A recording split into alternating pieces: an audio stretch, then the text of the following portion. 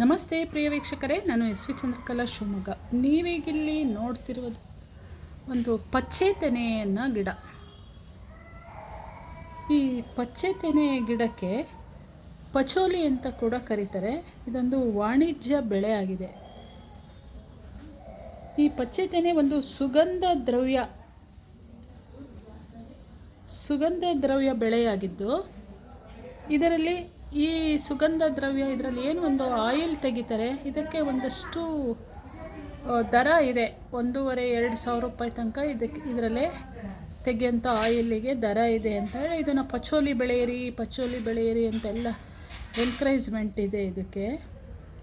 ಇದರಲ್ಲಿ ತೆಗೆಯೋಂಥ ಆಯಿಲನ್ನು ಸೌಂದರ್ಯವರ್ಧಕಗಳು, ಸಾಬೂನು ತಯಾರಿಕೆಗೆ, ಏನು ಸುವಾಸನಾಯುಕ್ತವಾದ ಸಾಬೂನು ತಯಾರಿಕೆಗೆ, ಔಷಧಿಗಳ ತಯಾರಿಕೆಗೆ ಮತ್ತು ಪಾನೀಯಗಳ ತಯಾರಿಕೆಯಲ್ಲಿ ಬಳಸುವ ಎಣ್ಣೆಗಾಗಿ ಬೆಳೆಯುವಂಥ ಇದು ಬೆಳೆಯಾಗಿದೆ ಅಂತ.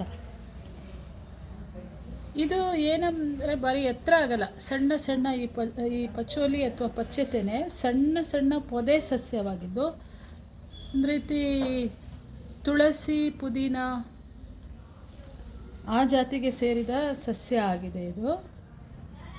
ಇದರಲ್ಲಿ ಇದು ಹೀಗೆ ಬೆಳೀತಾ ಈ ಮಧ್ಯದಲ್ಲೇ ಒಂದಿಷ್ಟು ತೆನೆ ಬರುತ್ತೆ. ಪಚ್ಚೆ ತೆನೆ ಅಂತ ಅದಕ್ಕೆ ಹೇಳೋದು. ಇದಕ್ಕೆ ಗುಲಾಬಿ ಬಣ್ಣದ್ದು ತೆನೆ, ಬಿಳಿ ಬಣ್ಣದ್ದು ತೆನೆ ಎಲ್ಲ ತೆನೆ ಬರುತ್ತೆ ಇದರಲ್ಲಿ. ಗುಲಾಬಿ ಬಣ್ಣ, ಬಿಳಿ ಬಣ್ಣದ ತೆನೆ ಬಂದಾಗ ಈ ಗಿಡ ನೋಡೋಕ್ಕೆ ಒಂದು ತುಂಬ ಚಂದವಾಗಿ ಕಾಣುತ್ತೆ ಮತ್ತು ತುಂಬ ಪರಿಮಳಯುಕ್ತವಾಗಿರುತ್ತೆ. ಇದು ಪಚ್ಚೆ ತೆನೆ ಅಂತ ಹೆಸರು ಕೇಳ್ತಿದ್ದಂಗೆ ಇದೊಂದು ಸುಗಂಧ ಬೀರುವ ಗಿಡ ಅಂತ. ಅದ್ರ ಎಲೆನ ನಾವು ಸ್ವಲ್ಪ ಹೊಸಕಿ ಸುವಾಸನೆ ನೋಡಿದಾಗ ಅಷ್ಟು ಒಂದು ಆಹ್ಲಾದವಾದ ಸುವಾಸನೆ ಉಂಟು ಮಾಡುತ್ತೆ.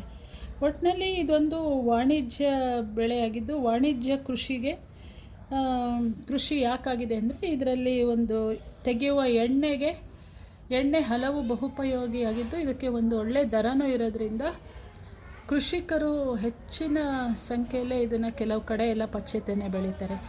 ನೋಡಿದ್ರಲ್ಲ ಪ್ರಿಯ ವೀಕ್ಷಕರೇ, ಪಚ್ಚೆ ತೆನೆ ಬಗ್ಗೆ ನಂಗೆ ಗೊತ್ತಿರುವಂಥ ಒಂದು ಸಣ್ಣ ಮಾಹಿತಿಯನ್ನು ಹೇಳಿದ್ದೀನಿ. ನಾವೆಲ್ಲ ಇದು ಸುಮ್ಮನೆ ಈ ಥರ ಸುಗಂಧವಾಗಿರುವಂಥ ಹಲವಾರು ಗಿಡಗಳನ್ನು ಹಾಕ್ಕೊಂಡಿದ್ದೀವಿ. ಅದರೊಳಗೆ ಈ ಪಚ್ಚೆ ತೆನೆನ ಒಂದು ಮರ್ಗ, ಆಮೇಲೆ ರೋಸ್ಮೆರಿ ಮತ್ತು ನಾಗದಾಳಿ, ಬಜೆ, ಲಾವಂಚ ಮತ್ತು ಮಜ್ಜಿಗೆ ಹುಲ್ಲು ಇಂಥದ್ದೆಲ್ಲ ನಮ್ಮ ಖುಷಿಗೋಸ್ಕರ ಹಾಕ್ಕೊಳ್ತೀವಿ ನಾವು. ಆಮೇಲೆ ಪತ್ರೆ, ಹೂ ಜೊತೆ ಕಟ್ಟೋಕ್ಕೆ ಪತ್ರೆ, ಅದರಲ್ಲೇ ಈ ಪಚ್ಚೆ ತೆನೆನೂ ಅಷ್ಟೆ.